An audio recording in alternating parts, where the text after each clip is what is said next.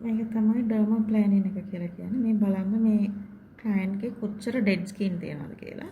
ඉතින් අපි කරන්නේ මේ ඩෙඩ් ස්කින් එක මතු පිට තියෙන මැරුණු සම සම්පූර්ණයෙන් අපි මැනුවලි ඉවත් කරනවා. ඒ ඉවත් කරපුවම වෙන්නේ එයාගේ ස්වභාවිකයෙන්ම වැවෙන හැම ඉක්මනට මතු පිටට එනවා. එතකොට ඒකේ කිසිම මේ ප්‍රශ්නයක් නැතුව තමයි එන්නේ.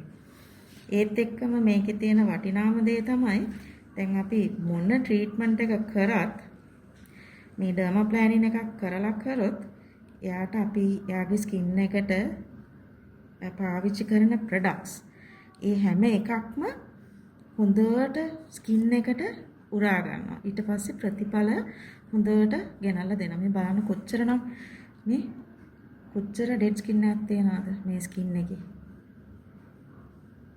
ඉතින් ඩර්මා ප්ලෑනින් එකක් කරලා ඕනම ට්‍රීට්මන්ට් එකක් කරපුවම ඉතාලම හොඳ ප්‍රතිඵල ගන්න පුළුවන්.